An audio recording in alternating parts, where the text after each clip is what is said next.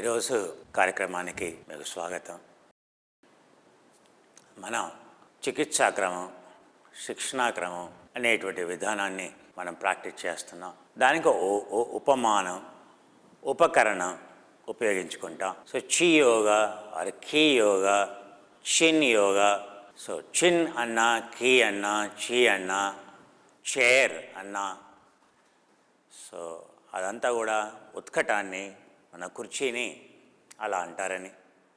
ఆ కుర్చీని ఉపయోగించుకొని మన ఆధునిక జీవన శైలికి సంబంధించినటువంటి 45 రకాల వ్యాధుల్ని మనం ఈ కుర్చీని ఉపయోగించి ఎలా సాల్వ్ చేసుకోవాలి అనేటువంటి విషయాన్ని మనం నేర్చుకున్నాం. ఇలా 2 కుర్చీల్ని తీసుకొని ఇలా ఒక కుర్చీని ఎదురుగా ఉంచి ఇంకో కుర్చీని ఇలా తీసి ఇలా ఉంచి నెమ్మదిగా ఇలా కూర్చొని ఎలా కూర్చోవాలో చెప్పాం. సో మోకాళ్ళ నొప్పులు కానీ హర్నియా ప్రాబ్లమ్స్ ఉంటే సో మనం చక్కగా కుర్చీని ఇలా ఎదురుగా ఉంచి, హర్నియా ప్రాబ్లమ్స్ ఉన్నప్పుడు కానీ, ప్రోస్టేట్ ప్రాబ్లమ్స్ ఉన్నప్పుడు కానీ కాళ్ళు దగ్గరగా తీసుకురావడానికి ట్రై చేయకూడదు. టైట్గా ఉండేటువంటి అండర్వేర్ అస్సలు వేసుకోకూడదు. పీసీఓడి ప్రాబ్లం ఉన్నా, లేదా ఎండోమెట్రియన్ థికనింగ్ ఉన్నా, ఇలాంటి సమస్యలు ఏమున్నా, లేదా సియాటికా లాంటి ప్రాబ్లమ్స్ ఉన్నా, లేదా ఈ గజ్జెలో పట్టుకోవడం లాంటి ప్రాబ్లం ఏదైనా ఉన్నా, ఈ సమస్యలు ఉన్నప్పుడు టైట్గా ఉండేటువంటి అండర్వేర్, అంటే తొడల్ని బిగించేటువంటి అండర్వేర్ అయితే ఉంటుందో అది వేసుకోవడం శ్రేయస్కరం కాదు. మరి అది వేసుకొని మరీ ఎక్సర్సైజ్ చేసామనుకోండి, మీ యొక్క వ్యాధి చాలా ఎక్కువగా అవుతుంది. సో మీ కాళ్ళు ఎప్పుడు కూడా ఫ్రీగా కదలాలి. సో ఈ పోర్షన్ ఏదైతే ఉందో, లోవర్ అబ్డమినల్ ఏరియా అయితే ఉందో, ఫల్క్రమ్ ఏరియా అయితే ఉందో, ఈ సాక్రమ్ ఏరియా అయితే ఉందో, దీన్ని ఆపే విధంగా మన అండర్వేర్ ఉండకూడదు. మనం వేసుకునేటువంటి గుడ్డలు కూడా అలా ఉండకూడదు. ఇవి వదులుగా ఉండాలి, ఉంటే ఫ్రీగా ఉంటుంది. మనం మూత్రం ఆపాలి, మధ్యలో మూత్రం వెళ్ళకూడదు, టాయిలెట్కి వెళ్ళకూడదు. అప్పుడు మనం టైట్గా బిగించుకోవాలి. టైట్గా బిగించుకుంటే మూత్రం ఆగిపోతుంది, మోషన్ అన్నీ ఆగిపోతాయి. సో అందుకే మలమూత్రాలు ఎప్పుడు కూడా ఫ్రీగా ఉండాలి అని అంటే, జీర్ణ సమస్యలు రాకూడదు అని అంటే, మనం వేసుకునేటువంటి గుడ్డలు అయితే ఉంటాయో వదులుగా ఉండాలి. అంతేగాని ఫ్యాషన్ గురించి లేకపోతే పొట్ట కనపడకుండా ఉండటం కోసమని మనం టైట్గా ఉండేటువంటి ట్రౌజర్స్, టైట్గా ఉండేటువంటి గుడ్డలు వేసుకోవడం బాగా అలవాటైంది. అస్సలు మంచిది కాదు. దానివల్లనే అన్ని సమస్యలు. సో ఎప్పుడు కూడా వదులుగా ఉండేటువంటి గుడ్డలే శ్రేయస్కరం. ఒకవేళ ఎక్కడైనా టైట్గా ఉండేటువంటి గుడ్డలు వేసుకోవాల్సి వచ్చినా ఆ పని అయిపోగానే ఆ గుడ్డల్ని మార్చుకోవాలి, మళ్ళీ వదులుగా ఉండేటువంటి గుడ్డల్ని వేసుకోవాలి. మీ సైజు కంటే ఒక సైజు ఎక్కువ తీసుకోండి. మీ సైజు 30 అనుకోండి, 32 తీసుకోండి. మీ సైజు 28 అనుకోండి, 30 తీసుకోండి. సో మీ సైజు 34 అనుకోండి, 36 తీసుకోండి. ఎందుకని అంటున్నాను? ఎందుకనంటే సో దాన్ని మీరు కావాలంటే బెల్ట్ వేసుకోండి. సో మీరు అడ్జస్ట్ చేసుకోవచ్చు కొంతవరకు, కానీ వదులుగా ఉండాలి. వదులుగా ఉంటేనే మూత్రాశయం, బ్లాడర్లో ప్రెషర్ పెరగదు. వదులుగా ఉంటేనే ఇంటెస్టైన్లో ప్రెషర్ పెరగదు. పెరిస్టాలిక్ మూవ్మెంట్ అనేది ప్రాపర్గా ఉంటుంది. ఎందుకని టైట్ చేసినప్పుడు ఏమవుతుంది, మొత్తం కండరాలన్నీ కూడా ఆ 8 గంటలు, 10 గంటలు, 12 గంటలు నువ్వు కంట్రాక్షన్లో ఉంచుతున్నావు. అక్కడ ఆల్కలినిటీ, క్షారతత్వం ఉండదు. అక్కడంతా కాల్షియం అయాన్స్ యాక్టివేట్ అవుతాయి, ఏటీపీ అంతా కన్జ్యూమ్ అయిపోతుంది. అక్కడ ఎసిడిటీ అనేది, పిహెచ్ అనేది ఆమ్లతత్వంతో కూడి ఉంటుంది. దానివల్ల ఏమవుతుంది, సమస్యలన్నీ వస్తాయి. సో ముఖ్యంగా ఆధునిక కాలంలో ఈ సమస్యలు నేను చూసింది ఏంటంటే, ఎవరిని చూసినా ఫస్ట్ నేను చూసేది అదే, వాళ్ళ ప్యాంట్ ఎలా ఉంది, టైట్గా ఉందా లేదా, ఆడవాళ్ళైనా మగవాళ్ళైనా వాళ్ళ యొక్క ప్యాంట్ కానీ, సో వాళ్ళ యొక్క కింద ఉండేటువంటి చూడీదార్ కానీ, చున్నీ కానీ, ఇవన్నీ కూడా వదులుగా ఉండాలి. ఉంటే ఏ ప్రాబ్లం ఉండదు. సో ఈ జాగ్రత్తలు ముఖ్యంగా కుర్చీలో మీరు యోగా చేసేప్పుడు సో కాళ్ళు వదులుగా ఇలా ఫ్రీగా కావాలి. ఇది ఎక్కడ టైట్నెస్ ఉన్నా, లోపల అండర్వేర్ టైట్నెస్ ఉన్నా కూడా నర్వ్స్ని అది కాంట్రాక్ట్ చేస్తుంది. అందుకే మనం అలా చేయకూడదు. ఇప్పుడు మనం కాళ్ళని ఇలా ఫ్రీ చేస్తూ ఇది మనం నేర్చుకున్నాం. ఆ తర్వాత మోకాళ్ళలో ప్రాబ్లం ఉంటే సో చక్కగా ఇలా కూర్చొని, వెనక్కి కూర్చొని నెమ్మదిగా కాళ్ళని ఇలా ఫ్రీ చేసుకొని, నెమ్మదిగా ఈ కాళ్ళని ముందుకొంచి ఈ కాళ్ళని ఇలా ఫ్రీ చేసుకొని చూడండి. ఏ కాలు ముందుకుంది, ఏ కాలు, ఎందుకంటే మీరు టీవీలో చూస్తున్నారు, నా కుడి కాలు ముందుకుంది, ఇలా ఎడమ కాళ్ళని ఇప్పుడు మోకాల్ని పైకి ఉంచాను నేను. సో ఇలా ఫ్రీ చేస్తూ, ఇవన్నీ కూడా అద్భుతమైనటువంటి ఆసనాలు. మీరు కింద చేయలేనటువంటి ఆసనాలు. కింద ఇంత కంఫర్టబుల్గా మీరు కూర్చోలేరు. సో అదే కుర్చీలో అన్నీ సాధ్యమవుతాయి. చెప్పాను కదా, యాంటీ మ్యాటర్ అని అంటాం. సో యాంటీ మ్యాటర్ అంటే ఏంటంటే, సో నీళ్ళల్లో ఎలా అయితే బరువును కోల్పోతాం, అలా ఈ కుర్చీలో కూర్చోవడం కూడా మనం బరువుని కోల్పోతాం. అందుకని ఊబకాయం ఉన్న వాళ్ళకి కానీ, స్థూలకాయం ఉన్న వాళ్ళకి కానీ, శరీరంలో స్థూలత్వం ఎక్కువగా ఉన్న వాళ్ళకి కానీ, శరీరం బరువుగా ఉండేటువంటి వాళ్ళకి కానీ, బరువుగా ఉన్నట్టు అనిపించే వాళ్ళకి కానీ, ఫ్లెక్సిబిలిటీ లేనటువంటి వాళ్ళకి కానీ, వాళ్ళకి కుర్చీలో మొదలు యోగా చేస్తే శరీరం అంతా వదులుగా అయిపోతుంది. ఆ తర్వాత మీరు నేలపైన కాదు కదా, మీరు ఎక్కడైనా యోగా చేయొచ్చు. అందుకని మీరు చక్కగా 2 కుర్చీని చక్కగా గట్టిగా ఉండేటువంటి కుర్చీని చూసుకొని, మీ హైట్ని బట్టి చూసుకొని, మీరు కావాలంటే తయారు చేయించుకొని, అవునా, సో మీరు కుర్చీలో యోగా చేస్తే మీ సమస్యలన్నీ సాల్వ్ చేసుకోవచ్చు. ఇప్పుడు ఈ కాల్ని ఇలా ఫ్రీ చేసాం, మళ్ళీ ఈ కాల్ని కిందకి దించాం. సో ఈ కాల్ని ఇలా ఫ్రీ చేసుకోండి, ఇలా ఫ్రీ చేసుకోండి. ఇక్కడ చూసారుగా, మీ మోకాళ్ళు ఫ్రీ అవుతాయి, మీ యొక్క గజలు ఫ్రీ అవుతాయి, మీ యొక్క సియాటికా ఫ్రీ అవుతుంది, ఇవన్నీ ఫ్రీ అవుతాయి. ఇప్పుడు మన మోకాల్ని ఫ్రీ చేసుకోండి. మొదటి ఆసనం ఏం చేయొచ్చు, అందరికీ మోకాల సమస్యలు. సో మోకాల సమస్యలకి, అవునా, సో ఎందుకు మోకాల సమస్యలు వచ్చాయి, గ్లైసిన్, ప్రోలైన్, ఆ తర్వాత మీ బ్లడ్లో ఉండేటువంటి కాండ్రాయిటిన్, గ్లూకోజమైన్, ఇవన్నీ కూడా లేకపోవడం వల్ల వచ్చింది.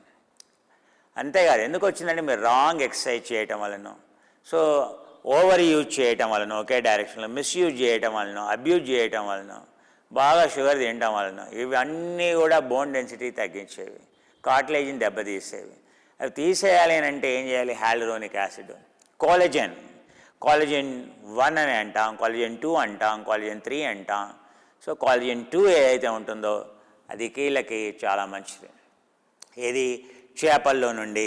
సో ఫిష్ కార్టిలేజ్ అని అంటారు, ఫిష్ పౌడర్ దొరుకుతుంది, ఫిష్ కాలేజన్ అంటారు, అది చాలా ఫేమస్. సో ఆ తర్వాత మీకు మార్కెట్లో కొలాఫ్లెక్స్ లాంటి బ్రాండ్స్ కొన్ని ఉన్నాయి. అంటే కాలేజన్ పౌడర్ డైరెక్ట్గా దొరుకుతుంది, దాన్ని నీళ్ళలో వేసేసుకొని దాన్ని తాగితే కనుక ఆ కాలేజన్ అనేది వస్తుంది. ఆ కాలేజన్ అబ్జర్వ్ కావాలి అని అంటే ఏం చేయాలి, సో వైటమిన్ D3 ఉండాలి, ఆ తర్వాత వైటమిన్ E ఉండాలి, ఆ తర్వాత దాంతోపాటు మీ అమైనో యాసిడ్స్ ఉండాలి. సో ఏ అమైనో యాసిడ్ చెప్పాను కదా, గ్లైసిన్ ఉండాలి, ఆ తర్వాత ప్రోలైన్ అనేది చాలా ఇంపార్టెంట్ బోన్కి, గ్లూటమైన్ అనేది చాలా చాలా ముఖ్యం. ఈ 3, ఎందుకంటే మీ బోన్ అంతా కూడా 50% గ్లైసిన్ గ్లూటమైన్తోనే ఉంటుంది. సో అందుకని ఈ amino acids, essential amino acids ప్రత్యేకించి ఇవి తీసుకొని, ఆ తర్వాత అన్నిటికంటే మెయిన్ ఏంటంటే మీ బోన్లో, మీ ఎముకలో ఉండేటువంటి 4 రకాల కణజాలాలు ఉంటాయి, అవును. వాటిని ఏమంటామంటే 90 to 95% బోన్లో ఉండే వాటిని ఓస్టియోసైట్స్ అని అంటాం. సో 90-95%. సో అందులో 4 రకాల కణాలు ఉంటాయి. సో ఓస్టియోసైట్స్ అంటాం, ఓస్టియోబ్లాస్ట్స్ అని అంటాం, ఓస్టియోక్లాస్ట్స్ అని అంటాం, ఆ తర్వాత బోన్స్ కనెక్టింగ్ సెల్స్ అని అంటాం. సో ఇవన్నీ కూడా చాలా ముఖ్యం. కానీ మీకు ఎందుకు చెప్తున్నాను, నాకు సైన్స్ తెలుసని కాదు మీకు చెప్పటం. ఎందుకు చెప్తున్నా అంటే, ఈ ఓస్టియోసైట్స్ ఏవైతే ఉన్నాయో, ఈ ఓస్టియోబ్లాస్ట్, ఆ గ్రోత్ ఫ్యాక్టర్స్ అని అంటాం. సో ఈ మధ్యకాలంలో బోన్స్ ప్రాబ్లమ్స్ ఎందుకు ఎక్కువ వస్తున్నాయి, బోన్ డెన్సిటీ ఎందుకు తగ్గుతుంది అని అంటే, సో మన యొక్క ఈ ఓస్టియోసైట్ ఎప్పుడు పనిచేస్తాయి అని అంటే, సో వాటిలో మెకానోస్ సెన్సార్ రిసెప్టార్స్ అనేవి ఉంటాయి. ఈ ఓస్టియోసైట్స్ అంటే మీ బోన్ డెన్సిటీ సరిగ్గా ఉండాలి అంటే ఏం చేయాలంటే, ఆ మెకానో రిసెప్టార్స్ అంటే ఏంటంటే, మీ బోన్ ఎప్పుడు మీ బోన్ మీద ఎంత లోడ్, హైడ్రాలిక్ ప్రెషర్ పడుతుంది, ఎంత పీడనం పడుతుంది, ఆ పీడనం అనేది ఎలాస్టిసిటీ లాగా పడుతుందా, లేదా అంటే ఏదో బరువేసి అలా పెట్టేసినట్టుగా ఉందా. సో ఇవన్నీ కూడా మీ బోన్ డెన్సిటీని, మీ బోన్ యొక్క హెల్త్ని చెప్తుంది. సో మనం బోన్ ప్రాబ్లం, మోకాలు ప్రాబ్లం వచ్చినా లేదా బోన్ డెన్సిటీ తగ్గినా దాని అర్థం ఏంటంటే, ఆ రిసెప్టార్స్ని మనం వినియోగించుకోలేదు. ఆ మెకానో రిసెప్టార్స్ని సరిగ్గా వినియోగించుకోవాలంటే మనం టిబెటియన్ బాక్స్ బ్రీదింగ్ చేసాం, స్ప్రింగ్ లాగా ఎగరటం. సో ఆ స్ప్రింగ్ లాగా ఎగిరినప్పుడే ఆ మెకానో రిసెప్టార్స్ ఏవైతే ఉంటాయో ఆ రిసెప్టార్స్ అనేవి స్టిమ్యులేట్ అవుతాయి, అవి యాక్టివేట్ అవుతాయి. అవి ఎప్పుడైతే యాక్టివేట్ అవుతాయో అందులో ఉండేటువంటి మయోసెల్స్ ఏవైతే ఉంటాయో అందులో ఉండే ఓస్టియోబ్లాస్ట్స్ అనేవి రిలీజ్ అవుతాయి. ఎప్పుడైతే ఓస్టియోబ్లాస్ట్స్ అనేవి రిలీజ్ అవుతాయో ఆ కనెక్టింగ్ సెల్స్ అనేవి ఫామ్ అవుతాయి. అవి ఫామ్ అయినప్పుడు ఏమవుతాయి, మీ యొక్క ఈ ఓస్టియోసైట్స్ ఏవైతే ఉంటాయో ఈ ఓస్టియోసైట్స్ అనేవి అవి పర్మనెంట్గా ఉంటాయని మనం అనుకుంటాం, కానీ అవి కూడా నిత్యం మారుతూనే ఉంటాయి. సో ఆ ఓస్టియోసైట్స్ ఏవైతే ఉంటాయో ఓస్టియోసైట్స్ అనేవి కంటిన్యూస్గా మారుతూ ఉంటాయి. మారాయనుకోండి మీ బోన్ డెన్సిటీ చక్కగా ఉంటుంది. మీరు 120 సంవత్సరాలు ఉన్నా మీ బోన్స్ మాత్రం అలాగే, మీ కీళ్ళు సరిగ్గా ఉంటాయి. అవి ఉండాలి అని అంటే ఈ మెకానో రిసెప్టార్స్ని మనం యాక్టివేట్ చేయాలి. యాక్టివేట్ చేసే విధంగా మన వ్యాయామం ఉండాలి, అంతేగాని సో వాటిని అరిగించే విధంగా ఉండకూడదు. మీరు జాగింగ్కి వెళ్తున్నారు, అవునా, మీరు ఆ తర్వాత ఏరోబిక్స్ చేస్తారు, ఇవన్నీ కూడా డ్యామేజ్ చేసేవి. కిచెన్లో అదే పనిగా నిలబడతారు, ఇవన్నీ కూడా డ్యామేజ్ చేసేవి. ఇవన్నీ మెకానో రిసెప్టార్స్ని ఏది స్ప్రింగ్ లాగా యాక్టివేట్ చేసేవి కాదు. లోడ్ బేరింగ్ ఎక్సర్సైజ్ అని అంటాం. ఇవి డెన్సిఫికేషన్ ఎక్సర్సైజ్ కాదు. అనవసరంగా ఇంపాక్ట్ ఎక్కువగా పడుతుంది, లోడ్ ఎక్కువగా పడుతుంది, దానివల్ల ఏమవుతుంది, ఎముక వీక్ అవుతుంది.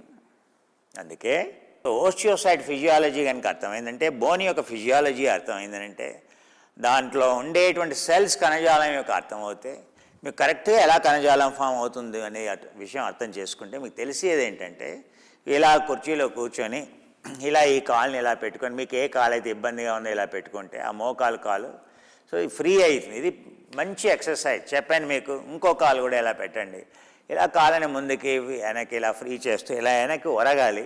ఇలా ఒరిగి వి షేప్లో కూర్చొని శుభ్రంగా ఇలా ముందుకి వెనక్కి అంటే మీ మోకాళ్ళు ఎంతో ఫ్రీ అవుతాయి. కానీ మోకాళ్ళు ఫ్రీ కావాలంటే చెప్పాను కదా, న్యూట్రిషన్ అనేది చాలా ముఖ్యం. గ్లూకోజ్ అనేది మంచి కార్బోహైడ్రేట్, పిండి పదార్థాలు కానీ తీపి పదార్థాలు కానీ ఇవన్నీ కూడా కాల్షియంని ఫాస్ఫరస్ని లీచ్ చేసేవి. కూల్ డ్రింక్స్లో ఏముంటుందో కార్బోనిక్ యాసిడ్ ఉంటుంది, అంతకంటే ఎక్కువ ఫాస్ఫరిక్ యాసిడ్ ఉంటుంది. ఆ ఫాస్ఫరిక్ యాసిడ్ ఏం చేస్తుంది, మీ బోన్స్లో ఉండేటువంటి ఫాస్ఫేట్ని లీచ్ చేస్తుంది. ఫాస్ఫేట్ లీచ్ అయిందంటే కాల్షియం లీచ్ అయిపోతుంది. So calcium ions, phosphorus ions ఇవన్నీ ఈ బోన్లోకి పోవాలి అంటే ఓస్టియోసైట్స్ ఫామ్ కావడానికి చాలా, ఆ connecting matrix, bone matrix form కావడానికి చాలా అవసరం. అవి ఫామ్ కావాలి అని అంటే మనం వాటిని నిరోధించేటువంటివి చేయకూడదు, అవునా. అందుకనే సో తీపి పదార్థాలు కానీ, షుగర్ పదార్థాలు కానీ, కార్బోరేటెడ్ డ్రింక్స్ కానీ ఎక్కువగా తీసుకోకూడదు. ఎందుకంటే వాటి pH చాలా ఎసిడిక్ ఉంటుంది. మెయిన్ ప్రాబ్లం ఏంటంటే ఫాస్ఫేట్ లీచ్ అవుతుంది. అందుకే ఫాస్ఫరైలేషన్ అనేది చాలా ఇంపార్టెంట్ ప్రక్రియ.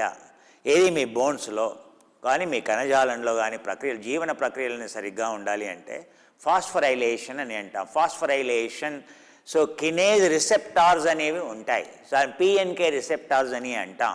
సో ఆ ఫాస్ఫరైలేషన్ అనేది ప్రాపర్గా ఉండాలి అని అంటే మనం ఆ ఫాస్ఫరైలేషన్ని ఆటంకపడేటువంటి సో అంటే ఆ కణజాలం లోపటికి అవి పోనివ్వకుండా ఉండేటువంటి సో ఆహార పదార్థాలు నిషేధం. అందుకే తీపి పదార్థాలు పనికిరావు,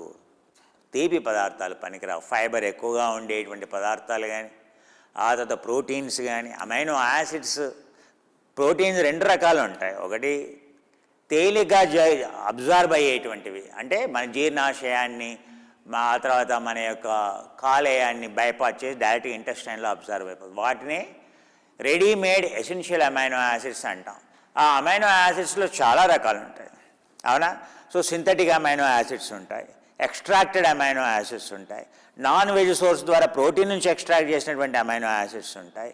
ఇలా నానా రకాల అమైనో యాసిడ్స్ ఉంటాయి. సో మీరు మార్కెట్లోకి వెళ్ళి నాకు అమైనో యాసిడ్స్ కావాలంటే సో ప్రతి జిమ్లో కూడా వాడు అమ్ముతాడు, ఏది అమైనో 10 అనే ఇలాంటివి ఎన్నో ప్రోడక్ట్స్ అమ్ముతాడు. అమైనో 10 అనగానే అమైనో యాసిడ్స్ ఇస్తాడు. మీరు అలా మోసపోకూడదు.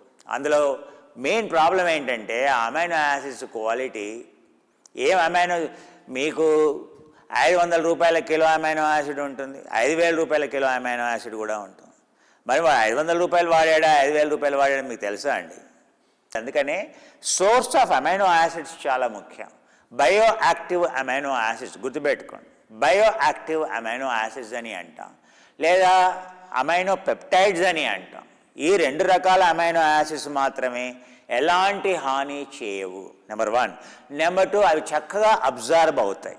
ఎందుకంటే వాటిలో ట్రాన్స్ఫరేజెస్, ట్రాన్స్క్రిప్షన్, ట్రాన్స్లేజ్ ఫ్యాక్టర్స్ అనేవి అందులో ఉంటాయి. అవి ఉండటం వల్ల అబ్జార్ప్షన్ అనేది ఎక్కువగా ఉంటుంది. అందుకే మీరు మార్కెట్లో ఏది పడితే అది, సో వీడి ధరకి ఇలా ఇస్తున్నాడని అసలు ఏది కొనకూడదు. ఏదైనా కొంటున్నాము అని అంటే ముఖ్యంగా మన ఆరోగ్యానికి పనికొచ్చేవి, అందులో లోపభూయిష్టమైనవి ఉంటాయి, పనికొచ్చేవి ఉంటాయి. ఫర్ ఎగ్జాంపుల్ సింథటిక్ అమైనో యాసిడ్సే అనుకుందాం. టెక్నికల్ గ్రేడ్ ఉంటుంది. టెక్నికల్ గ్రేడ్ అంటే లోయెస్ట్ గ్రేడ్. ఫుడ్ గ్రేడ్ ఉంటుంది, అది కూడా మంచి గ్రేడ్ కాదు, అవునా? ఆ తర్వాత ల్యాబొరేటరీ గ్రేడ్ ఉంటుంది, అది కూడా మంచి గ్రేడ్ కాదు. మరి ఏం గ్రేడ్ వాడాలి? So IP, Indian pharmaceutical grade, లేదా యుఎస్పి, యునైటెడ్ స్టేట్స్ ఫార్మకోపిక స్టాండర్డ్, లేదా BP, so British pharmacopoeia standard. అంటే ఫార్మా స్టాండర్డ్ అని అంటాం, మెడికల్ స్టాండర్డ్ అని అంటాం. ఆ స్టాండర్డ్లో ఉండేటువంటి న్యూట్రియంట్స్, అది ఒకటి బయో యాక్టివ్ అని చెప్పాను, 2 యుఎస్పి స్టాండర్డ్ కానీ, బీపీ స్టాండర్డ్ కానీ, ఐపీ స్టాండర్డ్ కానీ ఉండాలి. లేదా యూరోపియన్ ఫార్మకోపియా అయినా పర్వాలేదు. ఆ లెవెల్ ఉంది అని అంటే ఏంటి? అందులో కలుషితమైనటువంటి పదార్థం, ముఖ్యంగా ఇలాంటి అమైనో యాసిడ్స్ కానీ, ఇలాంటి డ్రగ్స్లో కానీ, పెప్టైడ్స్ కానీ, ప్రోటీన్స్ కానీ తీసుకుంటున్నప్పుడు ప్యూరిటీ అనేది చాలా చాలా ముఖ్యం. ఎందుకంటే వాటి ప్రొడక్షన్లో కలుషితమైనటువంటి ఏ ఉన్నా కూడా చాలా కష్టమే. అందుకే చాలా జాగ్రత్త వహించాలి. మార్కెట్లో ఉండేటువంటి ప్రోడక్ట్స్ ఏ పడితే అవి సో పనికిరావు ఆరోగ్యానికి, అవునా? సో అవి ఏదో చీప్గా దొరుకుతాయని చెప్పేసి, ఏమీ కాదని చెప్పేసి సో మీరు వాడితే ఆరోగ్యం చెడిపోతుంది. అందుకే ఏ గ్రేడ్ వాడాలో కూడా మీకు చెప్తున్నాను. సో యూ షుడ్ ఎంక్వైర్, మీరు కనుక్కోవాలి. సో వాళ్ళు ఏదో చెబితే నమ్మటం కాదు, ల్యాబ్లో టెస్ట్ చేపియాలి, అవునా? హైదరాబాద్లో వెమ్టా ల్యాబ్స్ లాంటిదో, ఇంకా అలాంటి కొన్ని బోల్డ్ ల్యాబ్స్ ఉన్నాయండి. సో చెక్ చేయించుకోవాలి. ఎందుకంటే మీ ఆరోగ్యానికి మించింది, మీ శరీరానికి మించింది ఏమీ లేదు.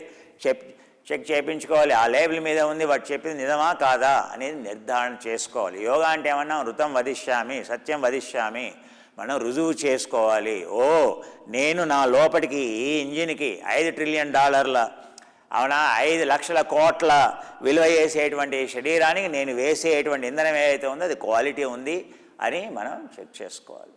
అది ఏదైనా కావచ్చు, అది వైటమినే కావచ్చు. సో ఫర్ ఎగ్జాంపుల్ వైటమిన్ వాడతామండి, సో వైటమిన్స్ వాడతాం, అన్ని వైటమిన్స్ అబ్జర్వ్ కావు. Bio vitamins, biologically produced vitamins, natural vitamins అని అంటాం. న్యాచురల్ వైటమిన్స్కి సింథటిక్ వైటమిన్స్కి చాలా తేడా ఉంటుంది అయ్యా. ముఖ్యంగా బి కాంప్లెక్స్లో చాలా తేడా ఉంటుంది. ఫర్ ఎగ్జాంపుల్ ఐరన్ అంటాం, ఐరన్ ట్యాబ్లెట్లు వేసుకోగానే మోషన్ అయిపోయి ఏది కాన్స్టిపేషన్ వస్తుంది, అవునా? మరి కాన్స్టిపేషన్ రాని ఐరన్ సప్లిమెంట్స్ లేవా? ఉన్నాయ్యా. ఐరన్ బిస్గ్లిసినేట్ అని అంటాం, సో ఐరన్ సక్సినేట్ అని అంటాం. సో ఆ ఐరన్ బిస్గ్లిసినేట్, ఐరన్ సక్సినేట్ అనేది ఎక్స్పెన్సివ్గా ఉంటుంది. ఐరన్ సల్ఫేట్ చాలా చీప్గా దొరుకుతుంది అయ్యా. ఐరన్ సల్ఫేట్ని వేసుకుంటే ఐరన్ అబ్జర్వ్ అవుతుందే? కాదు. సో యూ షుడ్ ఏం యూజ్ చేయాలి? Iron succinate. నీకు ఐరన్ పెరగాలి అని అంటే, అబ్జర్వ్ కావాలంటే ఐరన్ సక్సినేట్ వాడు. అంతేకాదు, ఐరన్ అబ్జర్వ్ కావాలి అంటే ఇంకేం ఉండాలి? వైటమిన్ సి అనేది ఉండాలి. ఈ విషయం చాలామంది తెలియదు. వైటమిన్ సి లేదు, ఐరన్ అబ్జర్వ్ కాదు. అంతేకాదు, వైటమిన్ సి ఇది ఉన్నా కూడా ఇంకా కొన్ని ఉండకూడదు. ఏది? కాల్షియం ఉండకూడదు. మీరు కాల్షియం, ఐరన్ ఒకటేసారి తీసుకున్నారనుకోండి, నా కాల్షియం అబ్జర్వ్ కాదు, నా ఐరన్ అబ్జర్వ్ కాదు. ఈ విషయాలు ఎంతో లోతుగా చదివితే, తెలుసుకుంటే కానీ ఈ విషయాలు తెలియదు, అవునా? సార్ నేను ట్యాబ్లెట్ వేసుకున్నాను సార్, ఐరన్ ట్యాబ్లెట్ వేసుకున్నా, కాల్షియం ట్యాబ్లెట్ వేసుకున్నా, కానీ ఏం తేడా లేదు సార్, డాక్టర్ గారు ఏం పని చేయలేదండి. సో డాక్టర్ గారు న్యూట్రిషనిస్ట్ కాదు కదండి, అవునా? ఏదో ఆయన ఫస్ట్ ఇయర్లో ఏదో ఒక చాప్టర్ చదువుకున్నారండి, అవునా? డ్రగ్స్లో ఎస్ వాళ్ళకి తెలుసు డ్రగ్స్ ఎలా వాడాలి, ఏం వాడాలి, అవునా? అందుకని సో కొంచెం ఆ పనికిరానివన్నీ ఎందుకయ్యా ఇంటర్నెట్లో గూగుల్లో వెతుకోవడం. సో ఇలాంటివి కొన్ని ఏమైనా పనికొచ్చేవంటే అది కూడా పియర్ రివ్యూడ్ జర్నల్స్ ఏమైనా అలాంటివి టెక్నికల్ పేపర్స్ ఏవైతే ఉంటాయో మంచి రెప్యూటెడ్ మ్యాగజైన్స్లో పబ్లిష్ అయినవి చదివితే కొంచెం మీకు ఏమైనా అవగాహన వస్తుంది. అలా అని నేను ఇంటర్నెట్లో ఏది పడితే చదవమని చెప్పాను, ఎందుకంటే ఓపెన్ చేస్తే అన్ని పనికిరాని నాన్ స్టాండర్డ్ ఆర్టికల్స్ కనిపిస్తాయి. అలా అని కూడా మిమ్మల్ని ఎంకరేజ్ చేయట్లేదు. చెప్పాను కదా, ప్రతిదానికి ఒక స్టాండర్డ్ ఇన్ విట్రో స్టడీస్ అని అంటాం, ఇన్ వైవో స్టడీస్ అని అంటాం. అలా స్టడీ చేసినటువంటి జర్నల్స్ ఏవైతే ఉంటాయో, ప్రపంచ ప్రఖ్యాతిగాంచిన నేచర్ లాంటి మ్యాగజైన్స్ ఏవైతే ఉంటాయో, అలాంటి మ్యాగజైన్లో ఆర్టికల్స్ చదివితే అప్పుడు మీకు ఏది స్టాండర్డ్ కాదు అనేటువంటి విషయాలు కొంతవరకు అర్థం అవుతాయి. లేకపోతే మీ న్యూస్ పేపర్లలో కానీ, లేకుంటే ఈ యొక్క ఏదో న్యూస్లో వచ్చేవి కానీ, లేకపోతే మీరు ఇంటర్నెట్లో ఓపెన్ చేయగానే ఏదో ఆర్టికల్ చదవగానే కానీ వాటిని స్టాండర్డ్ అని అనుకోవడానికి లేదు. ఎవరు టెక్నికల్గా వాటిని ఒక సైంటిస్ట్ ఎవరు ఒప్పుకోరు, అది స్టాండర్డ్ అని ఎవరు ఒప్పుకోరు. ప్రతిదానికి ఒక స్టాండర్డ్ ఉందయ్యా. సో అలాగే స్టాండర్డ్ ఆర్టికల్స్ మాత్రమే, పియర్ రివ్యూడ్ స్టాండర్డ్ ఆర్టికల్స్ మాత్రమే, అలాంటివి చదివే మనం ఏదైనా మన ఆరోగ్యానికి, మన శరీరానికి, మనసుకి మనం ఏదైనా వేస్తున్నాం లోపల అంటే అలాంటి స్టాండర్డ్స్ తెలుసుకొని మాత్రమే మనం కొనాలి. నాలాంటి వాళ్ళు ఎవరైనా చెబితే మంచిదే, అవి జాగ్రత్తగా వినాలి. నేను చెప్పానని కూడా మీరు ఊరికే గుడ్డిగా కాదు, నేను చెప్పింది నిజమా కాదని నిర్ధారణ చేసుకోండి. అది నేను చెప్పేటువంటి విషయం. నెమ్మదిగా కాలనీ ఎలాంటి, ఎందుకనంటే ఈ ఎక్సర్సైజ్ మోకాళ్ళకి చాలా బాగా పనిచేస్తుంది నేను చెప్తున్నానయ్యా. కానీ నువ్వు తినే ఆహారం నేను అలాగే తింటాను, నేను పోషక పదార్థాలు లేవు, గ్లూకోజమైన్ లేదు, కాన్డ్రైటిన్ లేదు, ఇలాంటి సప్లిమెంట్, హైల్రోనిక్ యాసిడ్ లేదు, ఇవన్నీ కూడా తీసుకోవాల్సి వస్తుంది. ఈ సప్లిమెంట్స్ అన్నీ వాడుతూ నువ్వు ఇలా చేసేవనుకో చక్కగా మోకాలు నొప్పులు పోతాయి. మోకాలు మధ్యలో పూర్తిగా చిప్పంతా అరిగిపోయింది, పూర్తిగా అవునా చక్ చక్ మన శబ్దం వస్తుంది, అటువంటి అప్పుడు నువ్వు ఈ సప్లిమెంట్స్ కాదు కదా, టూ లేట్. సో రిపేర్ చేసుకోవడం కష్టం. అవునా, అటువంటి అప్పుడు ఏంటంటే డాక్టర్ గారే అడ్వైజ్ ఇస్తారు, నీకు ఆపరేషన్ చేసుకోవాలా లేకపోతే ఏమైనా అవకాశం ఉందా అని చూస్తారు. ఆపరేషన్ అవసరమైంది చేయించుకోవయ్యా. మరీ ఓల్డ్ ఏజ్లో ఆపరేషన్ చేయించుకున్నవాడు డాక్టర్ అడ్వైజ్ చేయరు, ఎలా అది వేరే విషయం. అవునా, అవన్నీ డాక్టర్ గారిని సంప్రదింపు చేయాలి మీరు. సో ఆ సూచనలు నేను ఇవ్వను కదా మీకు. అందుకని కానీ మీ మోకాలు ప్రాబ్లం సమస్య మొదలవుతుందంటేనే ఈ న్యూట్రిషన్ లేకపోవడం వల్ల, పోషక పదార్థాలు లేకపోవడం వల్ల. ఏం చెప్పానండి, వైటమిన్ సి ఉండాలి, వైటమిన్ డి ఉండాలి, వైటమిన్ ఈ ఉండాలి, గ్లూకోజమైన్ ఉండాలి, కాన్డ్రైటిన్ ఉండాలి, గ్లైసిన్ అనేటువంటిది ఉండాలి, గ్లూటమైన్ అనేటువంటిది ఉండాలి, ప్రోలైన్ అనేటువంటిది ఉండాలి. ఇవన్నీ ఉంటే కాల్షియం కూడా ఏ ఫామ్లో ఉండాలి, ఏ ఫామ్లో చాలా రకాల కాల్షియంలు దొరుకుతాయి. సో బెస్ట్ కాల్షియం ఏంటంటే, సో కాల్షియం ఓరోటేట్ అని అంటారు. ఆ calcium orotate is the highest, that is the most expensive, but calcium orotate is the best. ఎందుకని అది ఈజీగా అబ్జర్వ్ అవుతుంది. ఈజీగా అబ్జర్వ్ అవ్వడమే కాదు, సో మన కాన్స్టిపేషన్ లాంటి ప్రాబ్లమ్స్ రావు, కిడ్నీ స్టోన్ లాంటి ప్రాబ్లమ్స్ రావు. సో ఇలాంటి ప్రాబ్లమ్స్ని అవాయిడ్ చేయొచ్చు. ఈజీగా మెటబలైజ్ అయ్యేటువంటి డైకాల్షియం ఫాస్ఫేట్ ఉంటుంది, కాల్షియం సక్సినేట్ ఉంటుంది, మాగ్నీషియం కాల్షియం సిట్రేట్ ఉంటుంది. సో ఇవన్నీ ఇలా ఎన్నో రకాల ఫామ్స్ ఉంటాయి. కాల్షియం అనగానే చీప్గా 10 పైసలకు దొరికే కాల్షియం ట్యాబ్లెట్ ఉంటుంది, 10 రూపాయలకు దొరికే కాల్షియం ట్యాబ్లెట్ ఉంటుంది అయ్యా. అవునా, కాల్షియం ఓరోటేట్ అనేది కొంచెం ఎక్స్పెన్సివ్ ఉంటుంది. కాల్షియం కార్బోనేట్ ఏముంది, ఇంట్లో సున్నం వేసుకో గోడకి, అది కూడా కాల్షియం కార్బోనేటే, మరి అది తిందామా, అది అబ్జర్వ్ అవుతుంది కాదు కదా. పోనీ మన బోన్, దాన్ని ఓస్ట్ కాల్షియం అని అంటాం, అంటే మన బోన్స్ని తీసుకొచ్చేసి కాల్చేసి ఆ బోన్ పొడి తీసేసి సో కాల్షియం ట్యాబ్లెట్ తయారు చేస్తారు. సమ్వాట్ బెటరే, ఎందుకంటే అందులో కాల్షియం ఉంటుంది, ఫాస్ఫరస్ ఉంటుంది కనుక సమ్వాట్ బెటరే. కానీ అది కూడా అబ్జర్వ్ కాదు, అందులో ఇంప్యూరిటీస్ చాలా ఉంటాయి, మరి అటువంటి అప్పుడు తీసుకుంటే అబ్జర్వ్ కాదు. ఇవన్నీ మీరు చాలా స్టడీ చేయాలి. సో కాల్షియం ఓరిటేట్ తీసుకో, కాల్షియం ఓరిటేట్తో పాటు ఫాస్ఫేట్ ఉందా లేదా, ఫాస్ఫరస్ ఉండేటువంటి ఆహార పదార్థాలు, కాల్షియం ఫాస్ఫరస్ బ్యాలెన్స్ ఉన్నప్పుడే కాల్షియం అబ్జర్వ్ అవుతుంది. కేవలం కాల్షియం తీసుకుంటే నేను కూల్ డ్రింక్ తాగితే కాల్షియం ట్యాబ్లెట్ వేసుకుంటా. సో కాల్షియంతో పాటు ఫాస్ఫరస్ తీసేసే డ్రింకులు తాగడం కాదు, ఫాస్ఫరస్ యాడ్ చేయాలి, ఫాస్ఫరస్ ఉండేటువంటి పదార్థాలు తీసుకోవాలి మామూలుగా సహజంగా. సో ఏది పాలలో కాల్షియం ఫాస్ఫరస్ టుగెదర్ ఉంటుంది, పాలకూరలో కాల్షియం ఫాస్ఫరస్ ప్రకృతిలో సహజంగానే టుగెదర్ ఉంటుంది. సో పాలకూర బాగా, ఆకుకూరలలో ముఖ్యంగా పాలకూర లాంటిది ఐరన్ ఎక్కువగా ఉంటుంది, కాల్షియం ఉంటుంది, ఫాస్ఫరస్ ఉంటుంది. ఇలాంటివన్నీ కూడా ఎన్నో ఉన్నాయి. ఏది కాల్షియం ఉండేటువంటి పదార్థాలు, ఫాస్ఫరస్ ఉండేటువంటి పదార్థాలు మీరు వెతికితే మీకు దొరుకుతాయి, అలాంటివి తీసుకోవాలి. So, when you do the detox, a complete, all the digest proteolytic, proteasome, autophagy, lysosome, all kinds of enzymes should be there. So this is the world best, highest active enzyme complex it is. Okay. So I want to show you what happens inside when you take. So why you have to add, this is your staple rice, for example. So what I do every day, evening curd rice. So this is our latest digestive enzyme, you can see this. So this much is, half a scoop of this comes to 500 mg, approximately 500 mg. So one scoop may not even come 1 gram, okay? So 500 mg. So approximately it is 500 mg, for example. So now I have added, I should have, if I heat it, it is easy, little bit of water I add, so that it becomes easy. Suppose now I mix curd, and now I added this, little bit I added this. You can see after addition what happens. First I am mixing before I pour the water. Temperature helps. How much temperature? The enzyme less than 65 degrees temperature. Okay, it is anyway, this is cold.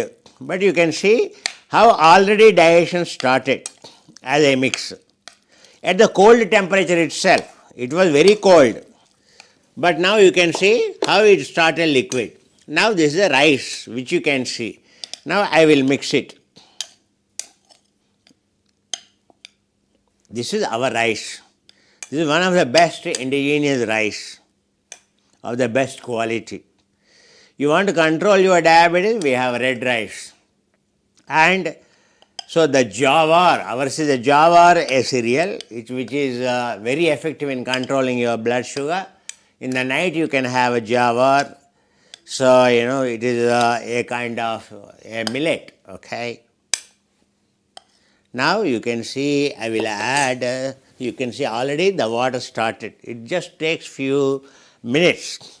Now this is a curd and this is a hot water.